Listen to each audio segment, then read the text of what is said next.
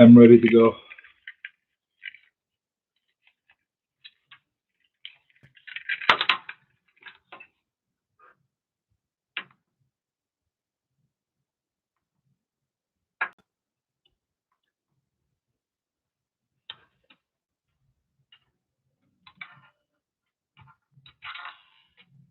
What do you got playing over there? A little jazz for you.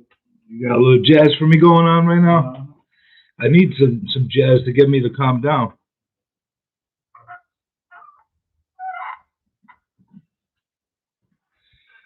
Hello, good evening, and welcome to the Real Estate Plate. As always, I'm your host, Nick Sakalis, coming to you live from the WGBB studios here in Merrick, New York. And as usual, life happens. Yes, life happens. And the life that we have here in New York, you know what that life is? Traffic. There's not a lot of things that have gone back to normal since this whole different world that we're living in has arrived. However, traffic is back. That's the one variable. That is the one variable that we definitely have still going for us. For better or for worse. It is what it is. And I'll tell you something, the traffic itself is not like it was before. It's very, very different. You know, a lot of people don't realize, a lot of people do not realize that we have scenarios that are affecting us in different ways. So one of the biggest factors, especially for things out here in the island, are that we have a lot of people that they're refusing to still go into the trains, which I could understand that. You know, a lot of people do not want to take the LIRR. They don't want to be infected by coronavirus or anything else that's affiliated with it. I get it. But because of that reason, and for that reason, the majority of the reasons why the traffic is there is that factor.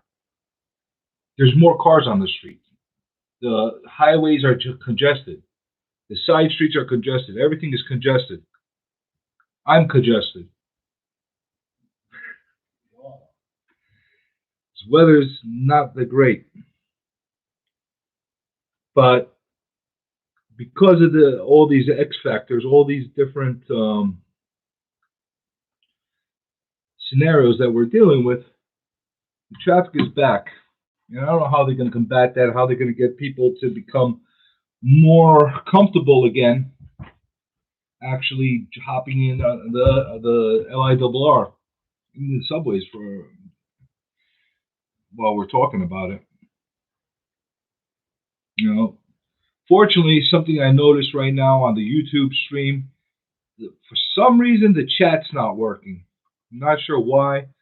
If I could get that resolved while we're on stream, great. If not, just leave a comment down below and I'll figure it out. But it's always going to be something. It's always going to be something. So if you're one of the viewers that usually write on the chat, I apologize, but you're not going to be able to do a live stream, at least for the moment. We'll see how that goes as the stream progresses.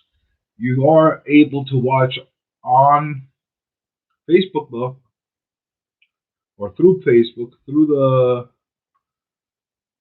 I think you can. I don't know. Can you see me through Facebook, Trevor? I'm going to check it out right now. Possibly. I don't know. It's always something. It's always something. And that kind of brings me into a good segue for the topic I wanted to tackle. Let's just call it. Let's tackle that topic today, and that is no accountability. That's been an ongoing thing that I've been seeing more and more lately. There's been a high lack of accountability coming in from a lot of different aspects of this business that I'm doing, the real estate business. You have a lot of people that,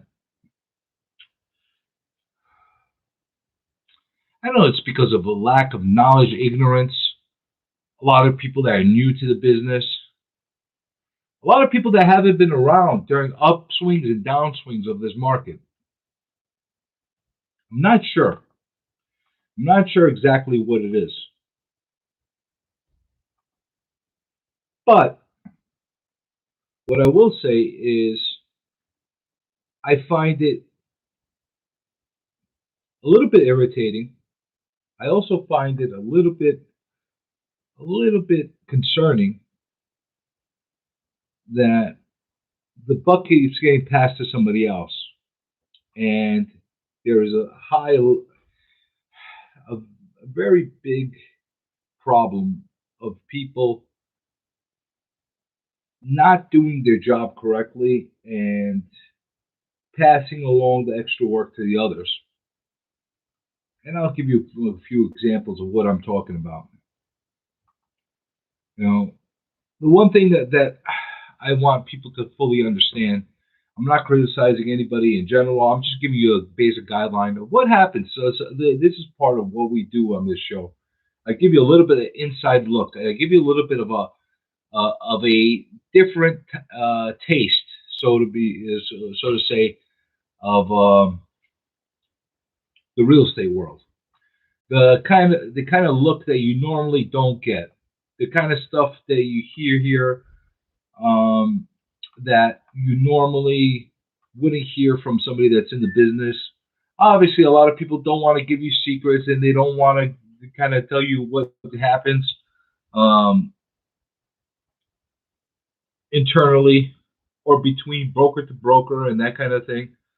But the whole premise and the whole reason for the show is to have transparency and kind of give you another outlook and other understanding of how this business operates. So that being said, you know, there's a lot of people out there that don't really know the difference between what a buyer's agent and a seller's agent is, or a landlord's agent or a tenant agent is, and that's a problem. And I could assure you that there's quite a few agents out there that can't really tell you the difference themselves. Why? Because it's a really screwed up system, especially the system that we have here in New York, where we have a certain set of disclosures that we have to fill out, and we have to inform everybody who we're representing. But it's very gray. It's very, very gray. And I'll tell you why. I'm a strong believer that the person that hires you should be the person that pays you. I'm just maybe I'm old fashioned like that, but it doesn't work that way in general here, especially on residential sales here in New York. Typically, the seller ends up paying all the agents, whether they're seller's agents, buyer agents, and broker's agents.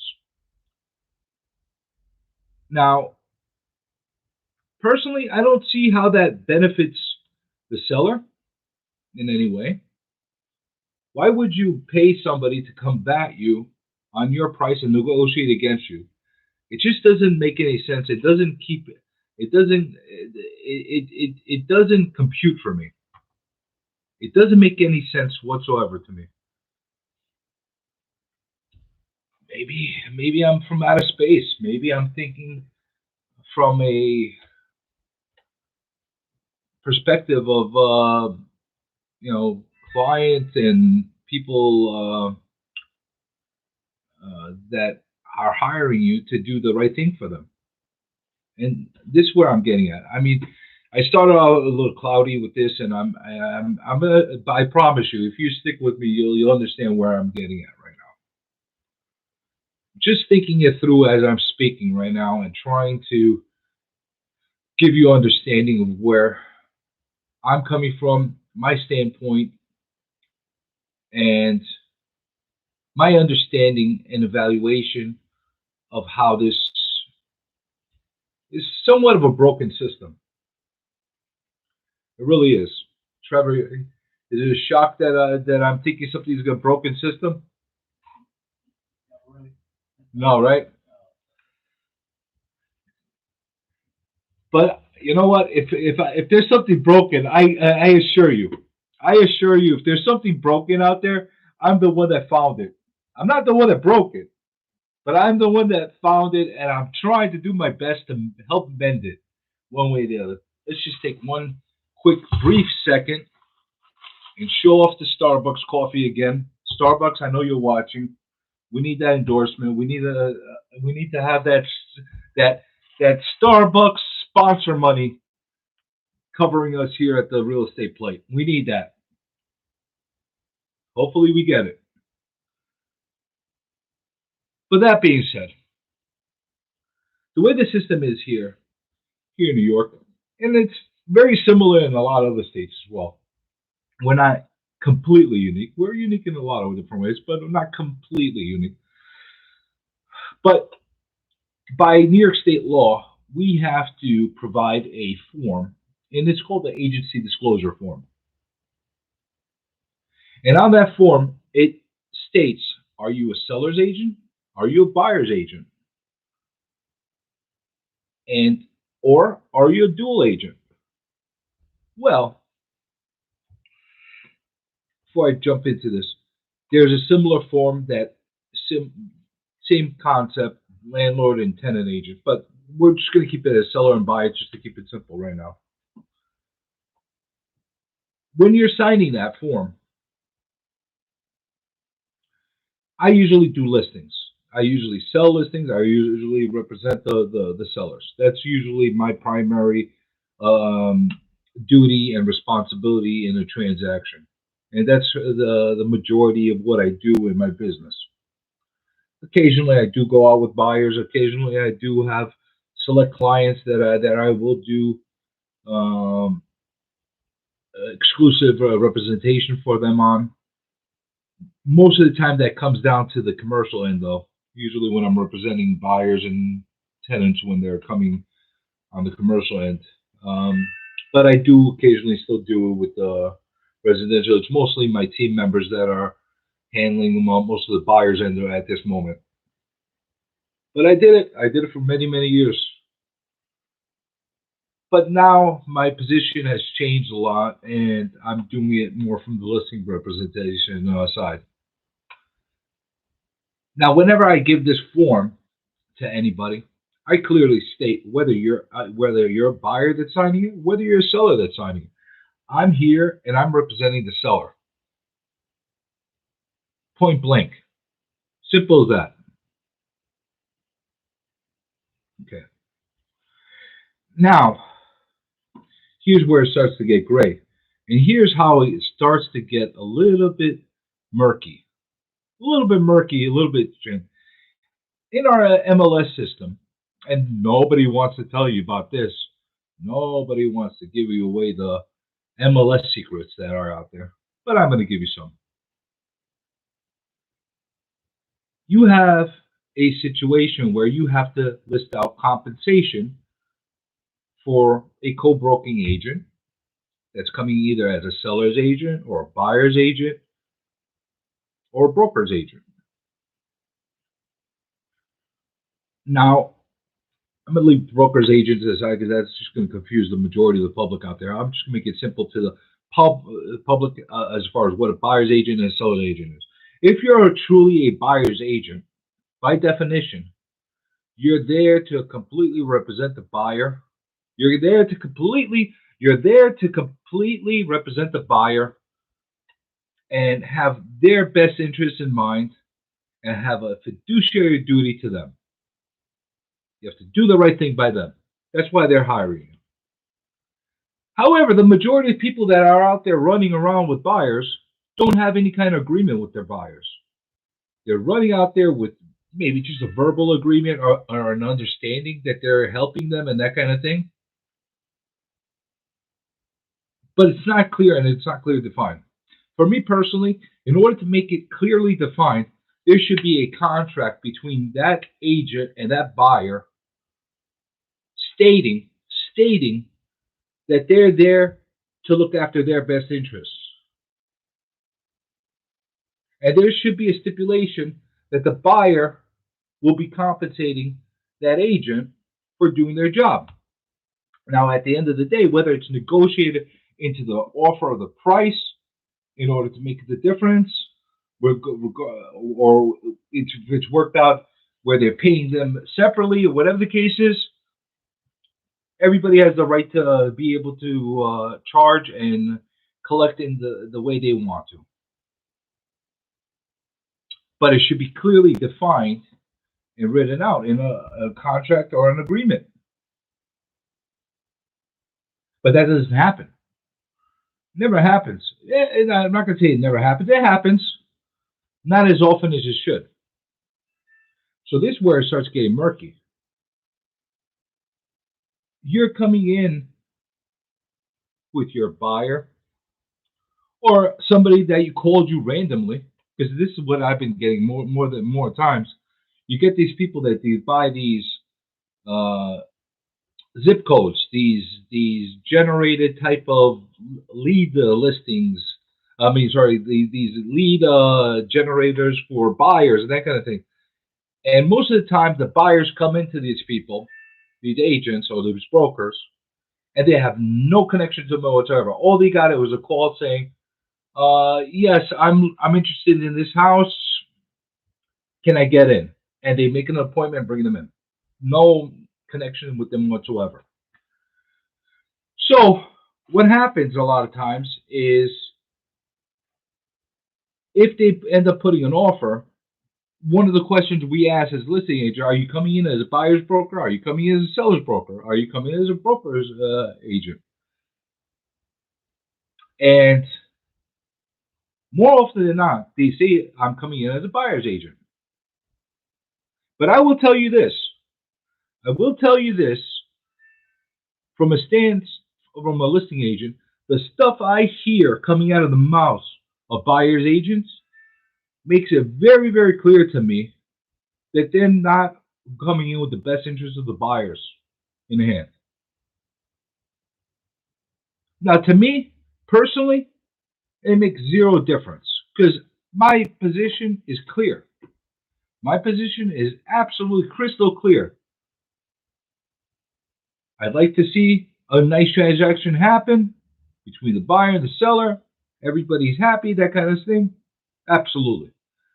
But at the end of the day, my position is to get the best possible deal for my seller, my client, get them the most money possible at under the best conditions and terms. And how that agent conducts himself with his clients, or let's put it in quotation, clients, because they're not true clients. They might be customers. Under the false pretenses that they're representing them, does not concern me. My concern is to do the best thing by my client. Now you can say to me that's kind of cold. That's kind of no, it's not, because when I'm speaking to the agent, I'm speaking to the potential buyers. I'm speaking to my seller. I'm speaking to everybody. They know what my position is. I'm transparent. I'm not the one that's pretending that I'm representing somebody and then only looking to make a quick sale and a commission, regardless if it's a horrible deal for that buyer. Just making that clear to everybody. It's super, super important for people to understand that. And they don't. So I'm getting to the point. I started this whole talk with a specific focus, and we're going to get to that focus. But I needed to build it to this so you could fully understand where I'm coming from, and have a full understanding of how to be able to operate and how to be able to hire the proper people. Again, this is not a solicitation to hire me or any of my team members. If you choose to do so, God bless you. Thank you very much. We appreciate the business. But I know that most of the people that are listening on the stream, the people that are listening to the radio, they're not all from our territory. They're from all over the place. I got people listening from California to Jersey to Florida, New York, Texas, everywhere. I can't do business everywhere. I'm doing business here in New York. And my team does business here in New York. So I'm doing this more of a public type of benefit than anything else. So let's get that clear and everybody could understand that. It is critical. It is absolute critical that you have a firm and full understanding of what your relationship is with that agent or broker that you're going out and either seeing properties with or putting offers with or having conversations with. It is extremely, extremely important that you do so. Because I assure you, if you do not know what your position is, if you do not know what your roles are, more times than not, you will get burned. I assure you that. I'm sorry. I'm sorry. That it's just the way it is. And these forms that they give out, these New York State disclosure forms, they are too gray and they're too vague to make it clear. Because not only does it have a spot that says seller agent and buyer agent, you also have a spot that says a dual agent. Well, what exactly is a dual agent? Let's think of it like this. How can I be realistically impartial if I'm the selling agent? If I'm the listing agent, how could I be impartial if I were already signed a contract with a client to sell their property to a buyer that comes in? How could I be impartial? I can't. And it's not right to be impartial. It's not right to the person that hired you. The best bet is having somebody else represent them that's not connected to you, and then there's no ambiguity, there's no doubts that the right thing is being done for you. I've had situations where I'm selling a home, I'm selling a property, I'm selling a business, I'm selling a building, and somebody directly involved with me, whether it's a family member, a friend, somebody that I have a close acquaintance to, is interested in the property and they want to buy it. What do I do at that point? One, I make it super clear to the seller and let them know the situation. Absolutely do. I don't hide that. I don't let that be a surprise at the closing table. I think that's the worst thing you could possibly do. I think it's actually awful to do that. And usually, I'll ask somebody else, either from my team or somebody else that's not me, to represent one side or the other, so we could properly do it and properly put the deal together without there being any gray and confusion. I just think that's the right thing.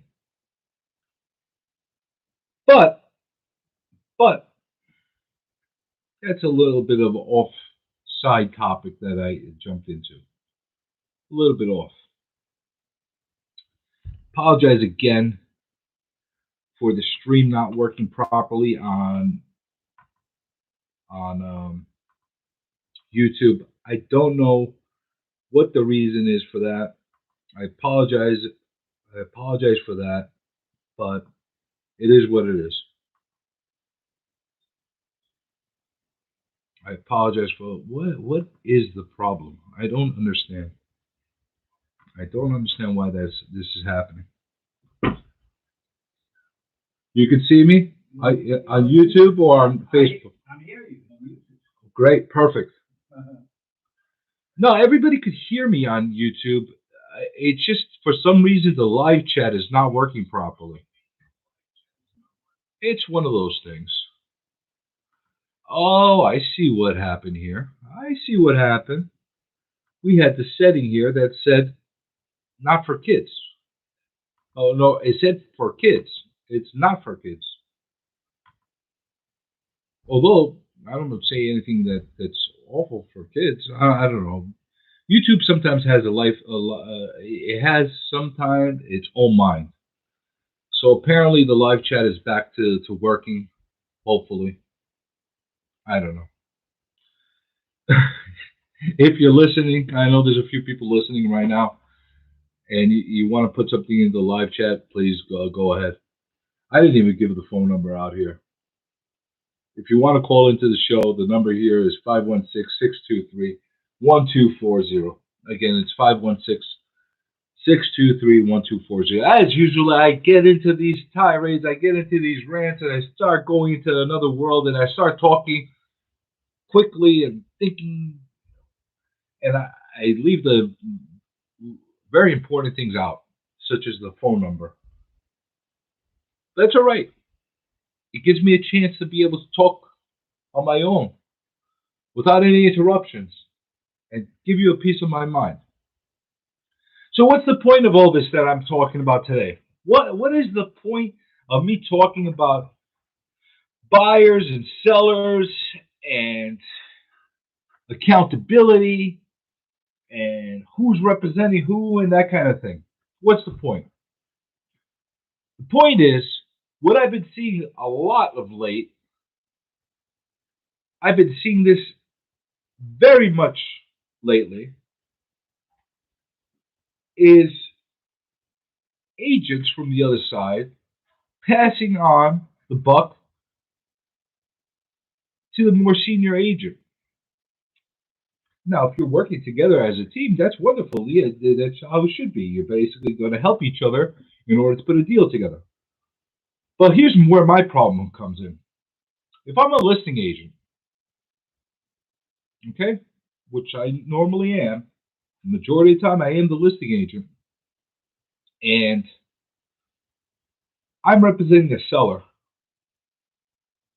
and you're putting me in a position to not only negotiate my side of the deal and work for the seller, but you want me to do your job as well, such as one, speak directly to your buyer and handle them in a way where it really shouldn't be. There shouldn't be much interaction happening between the listing agent and the buyers if they're coming in through an agent. There really shouldn't be. All the information, everything should be funneled in directly through the buyers, through the buyer agent. The buyers shouldn't be calling me directly, asking me for things as simple as measurements or floor plans or additional pictures. That should all be coming in from the buyer's agent. When a buyer's agent has no idea of how to sell a certain property, such as new construction, for example, which I do a lot of, and they want me to sit there and explain to them, not to the buyers, to the agents, of how the whole process goes down, step by step. I'm sorry. I'm sorry. If you want to get a tutorial from me to teach you how to sell new construction, then you better start paying me by the hour. Sorry. I know it sounds rude. It sounds mean, but I don't have the time and I don't have the bandwidth to be able to sit there and give you private tutorials of how to conduct your business and how to become an expert in a certain area by not taking away something from my own business. If you don't know something, it's not a bad thing to ask a simple question. But if you're asking for full tutorials of how to do stuff, that bothers me. That really, really bothers me. It irks me, and I have no tolerance for it. I really don't. Because here's the thing, you're getting paid. You better learn on the job, and you get paid handsomely. Same way I'm getting paid to do my job. You're getting paid to do that as well. Now, oftentimes, I have to end up doing the job of the opposite side broker. Why? In the spirit of making the deal happen. Because why? My priority is to help the seller sell their property as quickly as possible in the best way as possible. And oftentimes, in order to do that, in order to achieve that, I have to bypass somebody that has a little bit of ignorance,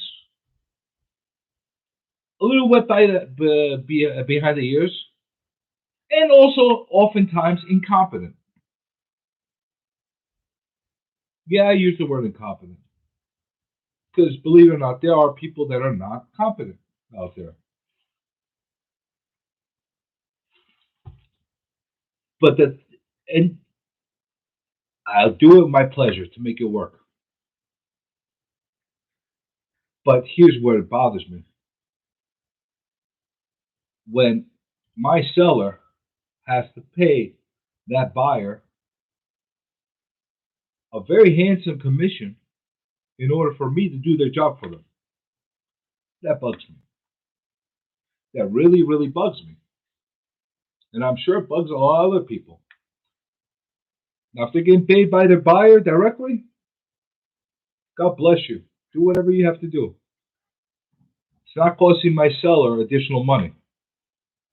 But if you're going to sit there and ask me for a tutorial and you want me to do your job for it, the least you could do is waive your commission to the seller and say, you know what, I got a free lesson.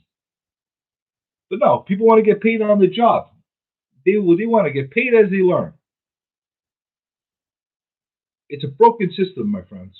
It really is. It really, really is. Trevor, did you go to school to learn how to use this kind of equipment? I did, yeah. You did? Yeah. Were you paid to learn how to do this? No. Oh, you weren't paid? No. Did you pay to learn how to do this? Oh, you did. You actually went to a school and you paid to learn how to do your job. Yeah. I went to school in the city across from Madison Square Garden called National Broadcasting Institute. Okay. So you went to a technical school, a trade school. Yeah. And you had no expectations or the arrogance of saying, I don't know anything, but I'm going to come here, I'm going to learn, I'm going to lean on everybody else here, and you can pay me on top of it. You didn't have that arrogance, right?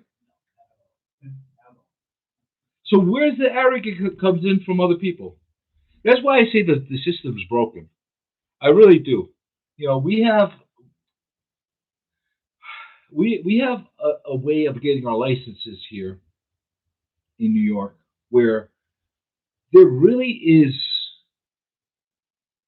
a system that really is not appropriate for our sector of the market. And I'll tell you why. In order to get licensed here in New York, there's two processes. One, you first become a salesperson. That's how you get your initial license to start selling legally, to legally start selling real estate. Unless, here's the thing in New York that people don't know. By law, you are not allowed to sell and be compensated for real estate unless, one, you're either a homeowner and you're selling your own property, which you're getting compensated by whatever you're making off of the property you're selling, or two, you're a licensed individual by the state of New York. All those supers that turn around and tell the tenants are coming in, oh, you got to pay me another grand in order to get this apartment. That's illegal. Oh yeah, a lot of people don't know that. A lot of people don't know that, and that's a very good topic for a show all by itself of how people actually are illegally shaking people down because that's what it is. You're shaking people down to get paid. A lot of people are desperate to get their apartment, so they're not really thinking, all they want to do is get in there. So then, mind pay the extra money when they do find out that they were doing that. Then they will be And they should be upset. They really should be upset. But nobody's there to tell them this. And that's why you're here. and I know I piss people off left or right whenever I say things like this because you shouldn't say anything, whatever the case.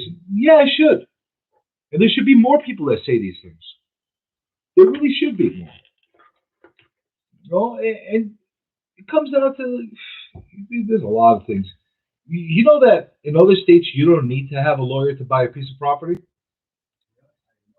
You don't have to have a lawyer to buy a house. And if you go to Florida, you don't have to have a lawyer. Your choice if you like to have one.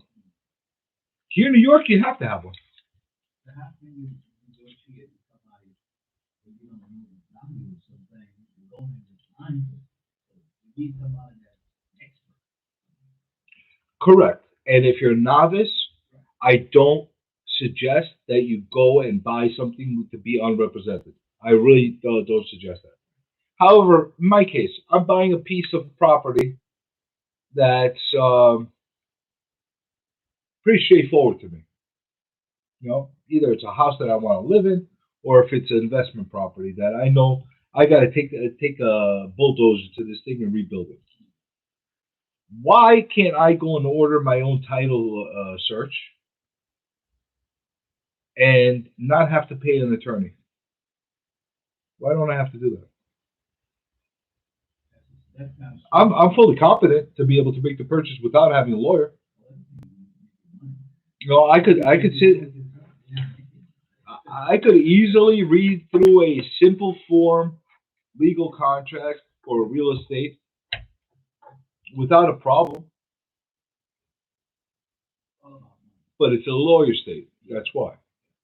Upstate, a lot of times deals happen without lawyers. Uh-huh. And it's stretched out into Long Island too, as well.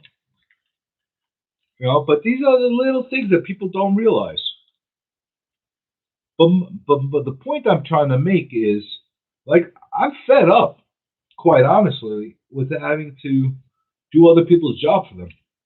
I really am. And the funny thing is, most of the time, the buyers, they don't even realize what's happening behind the scenes. Now, I'm not going to sit there and make a big spectacle out of it and whistleblow it and bring myself down in front of the buyers and the sellers and make a whole issue out of that. Usually, the opposite agent, the buyer's agent, does enough of a great job of making a fool out of themselves without me having to say anything. It happens all the time, especially when I hear some stupid questions. I sometimes I say this, and I really believe it. There's no such thing as a stupid question. It's stupid not to ask a question if you don't know the answer to it. However, if you're in a certain business, they very simple things that you should know that are real estate 101, and you're sitting and asking me these things, yeah, it's a problem. And these people are running out and representing people who are making purchases of hundreds of thousands of dollars, if not millions of dollars. This is worse than, you could go and buy 100 shares of some company for $5 a piece, $10 a piece, and make that decision. And that broker that's making that decision for you has a lot more liability and accountability than a person that's helping you sell something for hundreds of thousands of dollars. Here is something that I don't understand. Why is a house in New York City more expensive than a house in Delaware? Well, you want to get me triggered right now? No, no, brother, just You really want to get me triggered right now? you know, because with my daughter bought a house over there in Uh, Delaware. I know you ain't got that much time. no, I'm looking just to make sure I got enough time to answer your question. 'Cause I'm going to make it short and sweet. Okay. But I've done this in the past, and I plan on doing it again, where I'm comparing city to city and state to state as far as what you get for your money. But what I will say is this: in other states, okay, in order to live in New York, we have a tax structure unlike other places. It is astronomical and unfathomable of the type of fees and taxes that we have to pay. And I'll go down the line. If you live in New York City, before you even buy a property, you have New York City tax that you're paying, right? You have New York State tax that you're paying. You have federal tax that you're paying. By the way, if you are paying more than $10,000 in New York State and New York City taxes, you can't take you can I call it deduct that from your federal taxes anymore. Well, yeah, it used to be that whatever you're paying in taxes in your municipals, they could be deducted. No more. That's one step.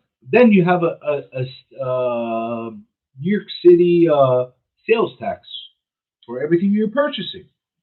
What are we paying? 8.785? Is it 8.75? Is that what we're paying in New York City tax right now? This the sales tax. You have that. Water. How's your DP bills? It's coming in nice and cheap. No, that's a tax in itself. I You. bought my house in 80. It was like 4% when I bought it. Mhm. That ain't no more. You can't get that from that. So the market was cheaper. Wait, it was 4% what? You know, when I put down the money in the house. Or how much to put money down on? Right. Well, there are programs out there. There's still programs out there where you can put as low as 3.5% down if you're doing an FHA type of loan. You can still do that. I don't advise it though for most people, especially if you're on shaky ground as far as not being 100% secure if that's going to be your job and you're going to keep getting the same flow of income. I don't suggest that. I prefer trying to guide people, and everybody's got their own risk tolerance and that kind of thing. And I'm not going to dictate to people what they should or should not do. But from um, a more stable type of approach, I recommend to people if you have the ability to be able to wait it out and save 20% to put down there for your benefit. I I would feel a lot more comfortable for you. And there's a couple of reasons why. If you're getting an unconventional loan or an FHA type of loan that's under 20% down payment, there's a thing called PMI that you're paying. Are you familiar with that? Well, that's a mortgage insurance. So if the bank is going to give you a loan for anything under 20%, they're going to mandate and force you on top of your loan and on top of your fees that you're paying every month that you're going to be paying mortgage insurance to cover them. Just in case you default, they're covering themselves, but you're paying for it. I know. I heard about And that money, yes, you got your foot in the door, you got a house. And if your end game is short term, trying to pay off as much as possible and get yourself out of that loan and get yourself into conventional loan, and you know that you have the means and the drive and the ability to do so, Okay, I could understand that. But if you're thinking about doing that for long term and paying that PMI month after month, year after year, Trevor, that's garbage money. That money, I don't care if it's two, three, 400, 500, $600 a month that you're paying that. That's garbage. That's going up in the air. You're going to basically protect the bank. And again, if I was lending the money, I don't want the same protection. So would you. No, you're selling something. You're giving a loan $500,000 to somebody, and you're only putting 3.5% down. Well, what guarantee do I have that you'll pay me back? Yeah, I could put a lien on you. I could judgment on you, whatever the case. But if you're not making any money anyway, what am I going to collect? Nothing from nothing? You think of it like that. So I'm not. I don't. I'm not a friend of the big banks or the lenders and that kind of thing. But from a business aspect, come on, we have to be realistic. Who's going to lend that money under those cases? But if you're the consumer and if you're buying and you're getting that loan, think of all the money that could go towards the equity or towards something else. So yes, there are programs. But what you got with the 4% down, you probably got PMI that was put on there. Did your agent explain that to you when you bought it? No. And that falls into the premise of what we're talking today. As an agent that's representing that buyer, they need to understand and fully comprehend what they're doing. Yes, the mortgage that's the mortgage broker's job to explain that all to you, but the mortgage broker is going to make it simple. Yes, we could do this. You're going to pay this fee. You're going to pay this fee. They're going to pay this fee. And if you don't ask the specific questions to them, or if you're so overwhelmed and your head's about to explode from everything they're saying from you as far as all the rules and all the fees that you're paying, you might not even ask. Oh, we went over. Oh, all right. We're over. We're over. We'll continue the conversation next week. Until next week, have a great, great week. Making lots of money in real estate. Have an awesome Thanksgiving, everyone. Awesome Thanksgiving, Trevor. Don't eat a lot of turkey. God bless. And I'll be again with you next week, just like every Monday on the Real Estate Plate between 6 to 7. Thank you.